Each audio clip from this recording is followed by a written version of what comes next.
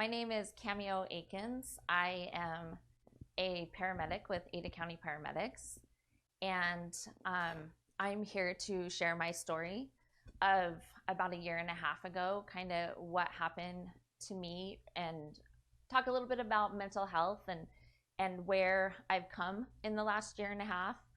Um, so I like to always talk about how I always feel like we label ourselves. And so we label ourselves, I'm a mom, I'm a sister, I'm an aunt, I'm a paramedic, and you have all these labels. And I feel like I also was really bad at labeling myself with, you're not very good at what you do, you're not pretty enough, you're not good enough, you're not successful enough. And that has been stuff that I probably always carried with me my entire life. And then I was also raised by a first responder. My dad's a retired police officer. I was involved in a shooting with him, which is actually what caused me to become a paramedic.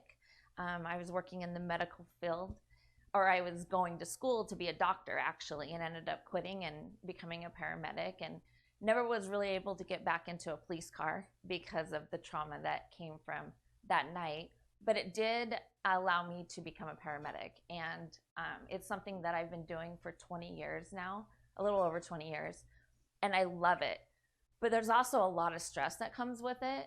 There's a lot of stress of what happened that night when I was on a ride along with my dad, and a lot of that stress nobody ever dealt with, because I was raised by an old school cop, who you were tough and you didn't talk about things that bothered you, and when you went through something you just dealt with it and you moved on, and that's how we lived our life. And so I felt like when I became a paramedic, I was going to be a tough paramedic and nothing was going to faze me or bother me, and I was just going to always be able to be resilient and just get through things.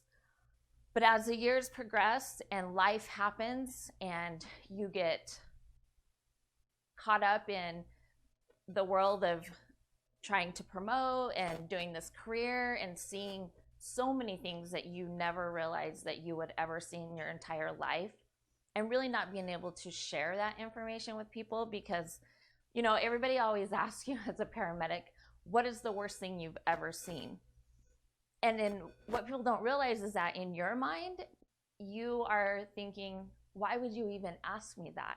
I don't want to recall the worst thing I've ever seen. And you don't want to know the worst thing I've ever seen, because it's so traumatizing that we hope that we don't remember. I don't want to tell you about that baby that drowned that I couldn't bring back, or the 16-year-old that drowned while her friends and family were there and we couldn't bring her back, or about the man that was, tied up and beat up and found dead in the morning by family. You don't want to tell people about these things because they're extremely traumatic. It's not a dinner table conversation. And so a lot of times we joke about what the worst thing we've ever seen is, and we talk a lot about how it's fun to drive code 3, real fast in the ambulance, lights and sirens on the wrong side of the street. All of that stuff is what we talk about, but we keep all of those nightmare images in our mind, and they don't go away, and we are the worst at getting help. There's a huge stigma with first responders and mental health and not being okay. And the crazy thing is when you start telling somebody your story, it's unbelievable how many people have been there and how seem so relieved that you're being vulnerable and you're telling them how you felt, and they start to share with you how they felt. And it's honestly a little scary how many people have had the thought of suicide ideations cross their mind. And it's really sad in our area how many people have completed suicide and actually died by suicide. I happen to be one of the lucky ones, and so I feel like I can talk a little bit for them, and also for me. So about a year and a half ago, it was in March,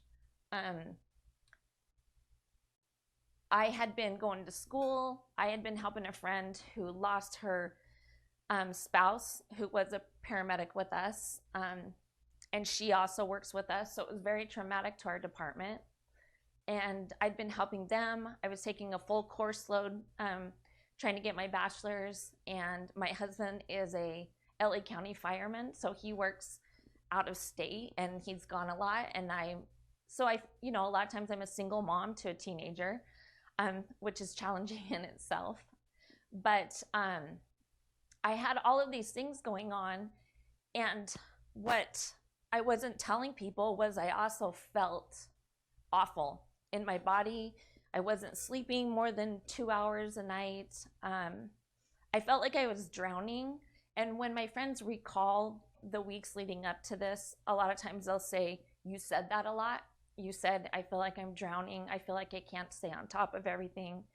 My house was a mess. I just never could get on top of everything." And it was always in my mind, I just got to get to the next thing. I just got to get through this and then to the next thing. So it was just these steps, and it became mechanical, and I was just going to do it. But I didn't reach out to anybody. I didn't tell anybody I wasn't sleeping. I didn't tell anybody that I was exhausted. I didn't tell anybody that I was drowning, except for just an offhanded comment every now and then, saying, "I don't know what's going on. I don't know how I cannot keep up on everything. I just got to get through school. I just got to get through this fire season." And then one night I was home alone and my husband was at work. My daughter was visiting family out of state. And I was actually packing for a trip that I was going to go on with my sister to San Diego. And my gun is in my closet, locked up in my closet. And I just had a moment where the only way I can really explain it is I feel like I just broke. Like my brain just broke. And in my mind, I wasn't doing anything beneficial for anybody in my life. It was just chaos. And I couldn't get control of the chaos. And my mind was just constantly going. And it's funny because I started a nonprofit and I call it Silence Isn't Silent, because you're being so quiet about what you're going through. However, in your mind, it doesn't ever stop. It just goes and goes and goes, and you're not sleeping, and you're not okay, and you're not about to admit that either. First responders don't like to admit that they're not okay.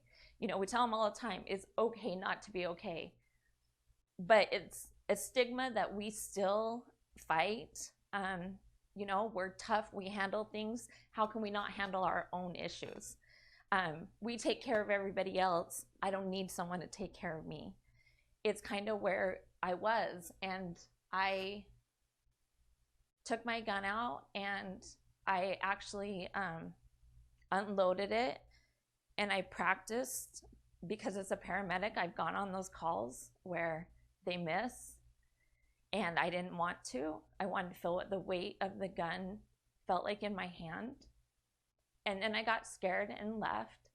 And, sometimes as a first responder, some of your coping mechanism can be alcohol. And I needed some courage. So I went to dinner by myself, and I proceeded to get pretty drunk. I was, but somewhere in that, for me, I feel like it was a God thing. I called the right people, and the right people listened, and they heard something different in my tone. They heard something different in my words. And this was my husband in California. And he was scared, and he said he had 3 things go through his head. He was thinking, I can call 911 and she's going to be so pissed off at me. I cannot call 911 and it will just be fine, and it just is what it is. I can not call 911 and I can be a widow. And he said he wasn't willing to chance that, and thank God he wasn't. But that night for me started another kind of momentum of really uncomfortable moments. we all know as first responders, if you call 911 on a first responder, who's going to show up? And these are your coworkers, they're your peers that don't know that you have all of this stuff going on in your head, nor do you want to admit it. And so I was resigned to the fact that, you know, an officer showed up, my supervisor showed up, a really good friend of mine showed up on scene, and I knew what was going to happen from there. I knew I was going to have to go to Intermountain, and that I wasn't going to be able to just leave. And I was so embarrassed and so ashamed of what I had done. And, you know, in your head, you can just hear people saying how selfish you are and why would you do that to your family? And at that point, I was doing it for my family because I thought I was doing nothing for them. I thought I was more of a burden on them than I was a benefit. And so that night, I went to the ER, and after doing EMS for a really long time, you know a lot of people, so it was embarrassing to go to the hospital. But again, it was another God thing, and all the right people were working. They protected me from any crews coming in with patients. They took me out a different door when they went to transport me to Intermountain so that the crews sitting on the bay wouldn't see me get loaded into a car in scrubs and get taken to Intermountain. And then the process started when I got there, and it was awful. I didn't feel like I should be there. I didn't feel like anybody related to me. I didn't feel like I related to anybody.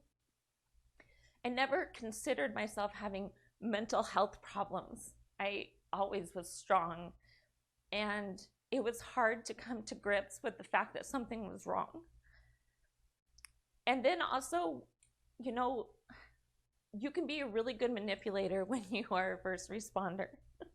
You can kind of learn to talk around a situation pretty easily. And so I tried that, and they're way better at their jobs than I am at talking around a problem. And I got called on the carpet a lot by, you know, health and welfare, their designated examiners, the doctors that I saw, and was pretty much, you know, because in my mind, I'm like, something just happened, I just broke, you know, I just want it to all go back to normal. And, you know, when they're looking at me and saying, putting a gun to your head and practicing twice isn't just something. And I had to come to the realization that I was going to need help. And I didn't know what that looked like. And I didn't know.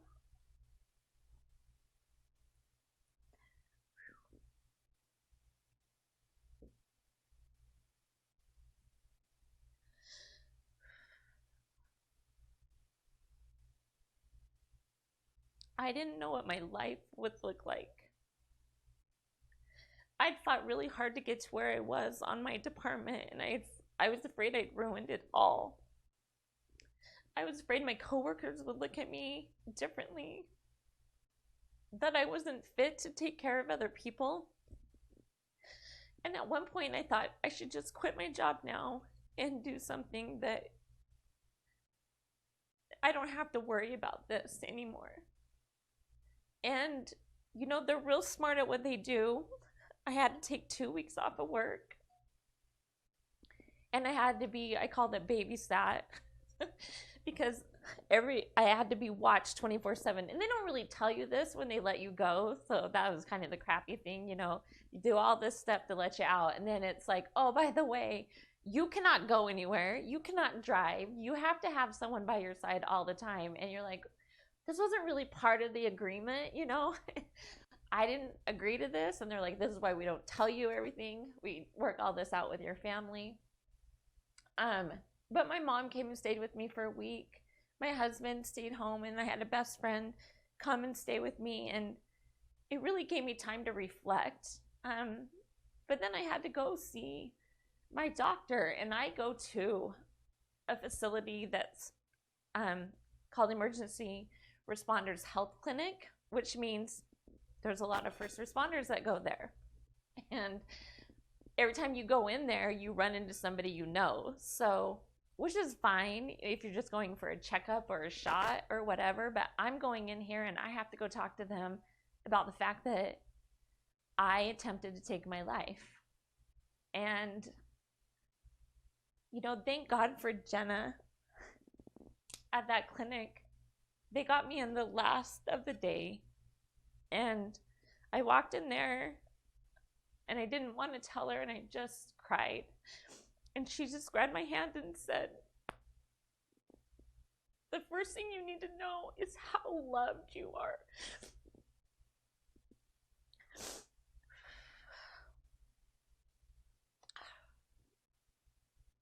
And how much this community would be lost without you. And that's not something I believed at the time. And then she said, tell me what's going on. And so we started talking about it, and we, you know, ran some labs and started working on a sleep program. I don't know if you know, but first responders really don't sleep much. We are the worst. And so I really had to get really vigilant about my sleep practice and how I was going to do that, because I wasn't sleeping at all. And, you know, a lot of us take medications. We work shift work, so your sleep is always off a little bit. And so that was something that I really had to work on, that you never think about. And it's a process that you really have to be diligent about doing. We took labs and come to find out I had way high thyroid, which I take thyroid for low thyroid, so that was crazy to me, and no progesterone. And really what that meant was that was a big part of why I wasn't sleeping.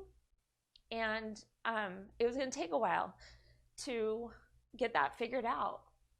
And then the other thing they talked about was taking an antidepressant. And I adamantly refused, because to me, that made me weak. And I didn't want to be weak. And I also felt very out of control at this point. Like I had zero control what was going on in my body, in my mind, and in my life right then. And I wanted to be able to make a decision. However, the anxiety that came with having to see my coworkers starting to go back to work, talking to my family and answering those hard questions that they had, was a lot. And I chose to go on a medication, and I'm very happy that I did. But it was something that we struggle with, that I struggled with. And so moving forward from there, you know, it took a while. It took probably quite a few months before I started to settle back into feeling like myself. I've always been avid at working out. It's something that I love to do, and I hadn't been doing it, so I really got back into the things that I loved. Yoga was one of them, because as a first responder, it's very difficult to still your mind a lot, and I needed to learn how to breathe through things and be quiet in my own head. And that took a lot of practice, and it was very frustrating, because I would much rather just go lift a bunch of weights than sit around and try to figure out how to silence my mind. It took a long time to do that, but I'm grateful that I learned the tools to do it, because now I am able to utilize those when I feel like I'm getting to a spot in my life where things are getting overwhelming. And, you know, sitting here today, I can tell you that there's been a lot of things that have happened for the good.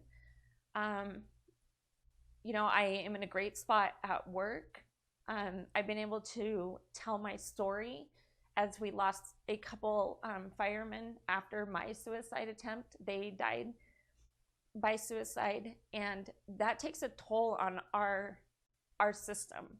And so I was very vocal about, we can't sweep this under the rug anymore. We have to start talking about it. And so, you know, we started doing some things, and I just thought I need to do more. And so I was able to find some amazing people that helped me put together a nonprofit. But I think what I'm most excited about is when COVID hit, I was in a really good place mentally. I was working out, I was eating good, I was sleeping well, I was in a really good spot at work. I mean, it just felt like I had finally gotten to a good spot. And then COVID hit almost a year after my suicide attempt. And we got into the middle of this. And about a month ago or so, I started to recognize some patterns. I started to recognize that I was not wanting to do anything. I felt tired all the time. I was starting to get that overwhelmed feeling of I wasn't getting anything done. And I started to get scared initially because I thought, what if I can't control this? What if I don't know what to do? And so I took some time and I evaluated where I was, and I really thought about it. And I remembered all those tools I'd learned over the years, over the last year of, okay, you're not doing your sleep program. You're not working out like you used to. You're not on a schedule because you're working from home and your kid's at home, and you know, your husband's gone and he can't come home. And so it was I'm going to take each one of these and I'm going to go through them systematically, like you would a patient out in the field, and start to figure out what I needed to do to get back to where I was. And I don't feel like I'm completely there, but I feel like I'm very proud of the fact that I was able to recognize those signs and not get back into a position of feeling hopeless, because that's really what you feel is just hopeless. You don't know what's going on and you're too scared to ask someone to help you figure out what's going on. And before I got to that point, I was able to walk through and, you know, get back to the habits that really keep me healthy. I'd mentioned that I was involved in a shooting. I was 23 years old. An officer here was shot and killed that night, and I was close enough to him and the shooters that it was extremely traumatic. I was with my dad and I watched him shoot and kill these people. And so over the years, you know, the way that first responders deal with things a lot of times is we go over a scene over and over and over again, and you go back and forth of what could I have done different? What did we do wrong? What would have been better? And you just replay scenes in the hope that you won't do that again. As a bystander that wasn't working as a first responder, I was going to those, but it was just it wasn't helping me. It was making my nightmares worse. It just didn't help me to rehash this scene. And I didn't understand at the time, because I wasn't a first responder, why they did this, why they always wanted to talk about it. And so over the years, after I have this amazing therapist, her name's Lisa Johnson. After I met her and kind of told her my story about why I became a paramedic, I had gone to her for personal reasons. To be real frank, I was really good at my job. I was really bad at men and dating and life. I just made poor decisions. And I wanted to know why, because I thought I was a smart person. I consider myself a smart girl. And I was like, why do I keep making these decisions that are pretty much just, I am making them knowing they're not going to be good and that I'm self-destructing, basically. And she, for years, would tell me, I think we need to treat the shooting. And I'm like, that is the stupidest thing I've ever heard. Why is a shooting affecting my personal decisions that I'm making? And she would try to explain to me about what had happened with my brain and how it just kind of is an injury. But at the time, they didn't call it an injury. They called it, PTSD, and I was not going to be labeled with PTSD at all. And so I refused for years to get treated until I had some personal things that I was just like, okay, enough is enough.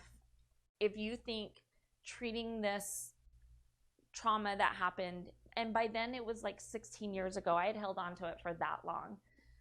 But I still had nightmares when I got stressed. I still saw their face when they pulled the gun. I still saw the officer next to me, you know, get shot. And it was, I couldn't even talk about it like I do now without hysterically crying and feeling it and smelling it. And, you know, like I was on the scene even all these years later.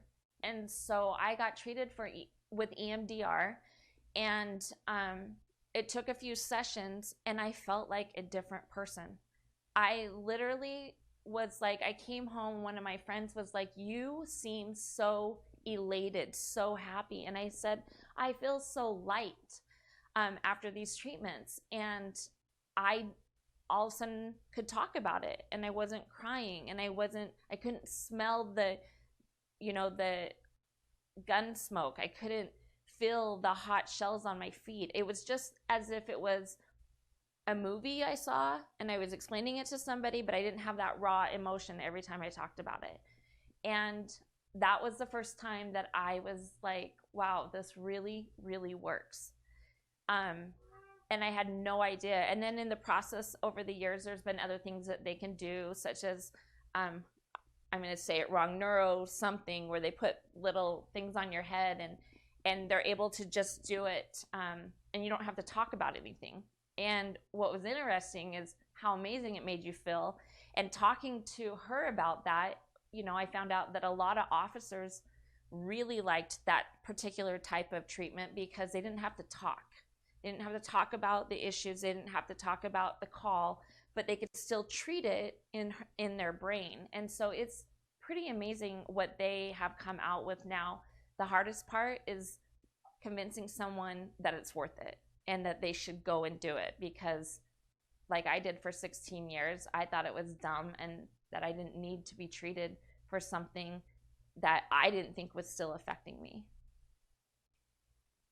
I think talking to your family is the hardest part, because you're trying to explain to them why you did something that you're not even sure why you did. And my mom just kept saying, what did I miss? What did I not notice? You know, and I think we're really good at hiding things from people. My recommendation would be, don't be afraid to tell your family that something's wrong. Don't be afraid to tell them that you're feeling broke, that you feel like you're drowning. You know, especially with your parents, I think you always want them to think that you're successful and you're strong and you're making it. It's not weakness to tell somebody that you're not doing okay. And I can't imagine my family now.